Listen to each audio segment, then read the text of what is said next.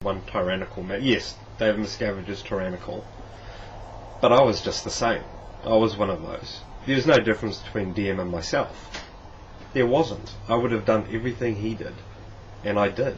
And others as well did and the others. same. We're all created. But where did that creation come from? What makes it okay? Okay. I'll tell you what does. What you see, what the public out there see is when Scientology's policies are criticised, we'll get together these books, we'll get together these volumes of policy letters and we'll show the world these are your policies. Well, guess what? But we won't show you what the Sea organisation runs off of. Our own separate set of orders from Ron. Our own flag orders, numbering in the thousands. We have Office of Special Affairs special orders. We have special training materials for messengers. Special orders only for messengers. And even within the SEAL, most of the flag orders are not even known to the very SEAL members, but they are to management. And then within management, even a smaller group are privy to the other policy letters. These policy letters dictate these actions, that they are okay. Altercations between staff members are acceptable. This is Ron's words. You mean physical altercations? That's correct. These words are not heard by or known by public Scientologists. These are his words saying you can beach a human being and throw him overboard. This is Ron Hubbard saying you may put a person in the Rehabilitation Project Force and bar all communication with other human beings. That you may be punished for communication. I'm talking any communication, unless prompted and instructed to speak. Yeah. These are policies that say the purpose of the SEAL has nothing to do with the creed of Scientology. This is about putting ethics on the planet, and it's about control. These policies instruct and guide you on how to take care of an enemy network or group of people that are attacking the SEAL or Scientology. These are not the same policy letters you see, or a public Scientologist in what you call the potential trouble source suppressive person rundown course. These are far more aggressive than anything you've ever imagined. And that's the machine. David Miscavige is just enforcing the policies and following them as a zealot. Yep. He's not making this stuff up. These policies really exist to do this, to act in that way, to use aggression. So how many others would know about these policies, or these, A number. I'll give you an example. I was surprised to hear Marty Rathbun's departure from the church. Right. I met Marty Rathbun several times and was involved with him at the Flagland base up in Los Angeles, and I also met him on the ship. And what amazed me is that people like Marty Rathbun and Mike Rinder aren't talking about anything. They don't even see what the real crimes here. I mean, they're talking about David Miscavige giving him a slap. I'm sorry, but this happened throughout the SEAL organisation. Foster Tompkins used to beat staff. DM used to do it. They're not the first people to hit another human being. Yeah. What's shocked me though is that Marty Rathbun, Mike Rinder, were involved in having staff members being fed beans and rice for weeks at a time at the Flag Land Base and in the Hollywood Guarantee Building, denying children nutritional supplements. Mike Rinder in specific allowing young men and women to be hired. And how did we fix their educational requirements? We paid a Scientologist out in Los Angeles to give them a certificate that said they had approved educational standards. Yet Mike Rinder and Marty aren't even looking at these things as crimes. They're not looking at the fact that we didn't even provide medical provisions for staff. We didn't have women get pap smear tests to check for cervical cancer, to check their eyesight. The answer to everything is, we'll audit you, but you don't get auditing. And there's Marty Rathbun and Mike Rinder talking about, I got slapped by David Miscavige, and that's their big crime in 20 years. I'm sorry, that's not the crime. And why aren't they talking about it? Maybe they don't even think that what they did was a crime. The only reason they're talking about David Miscavige slapping them is because they felt physical pain.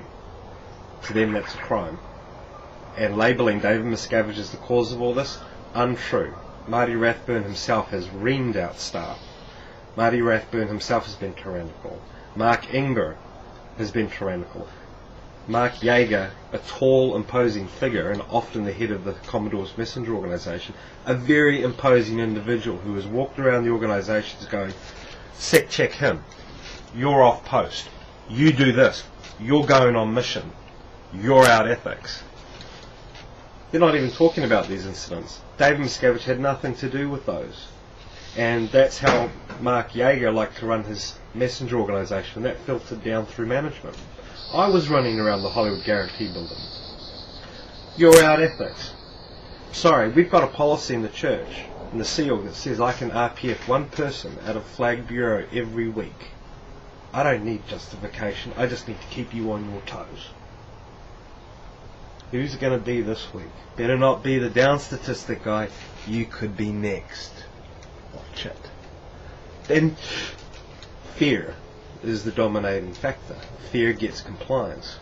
Yeah. Willingness doesn't.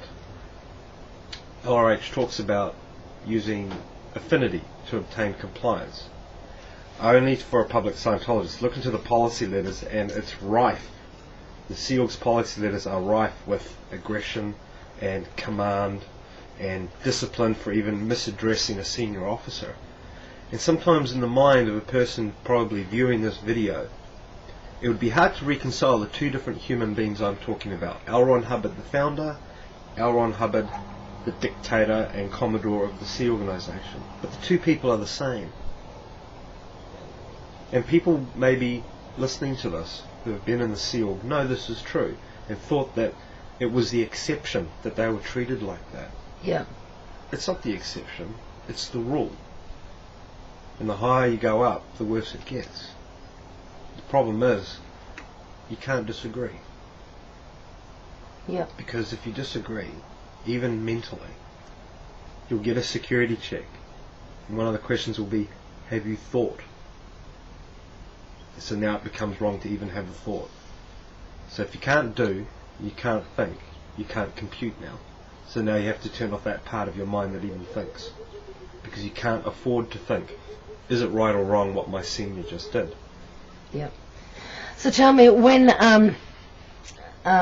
these SEAL people say in the HGG building in LA, whatever, were getting the beans and rice and weren't getting medical attention and things, what was the scene for the guys in the upper management? Guys like Mark Yeager, Guillaume Lazev, Marty Rathbun, Mike Rinder. What was the scene for them? Lavish. I'll give you an example. Lavish? Lavish. Spending. Yeah. For them, I'll give you an example.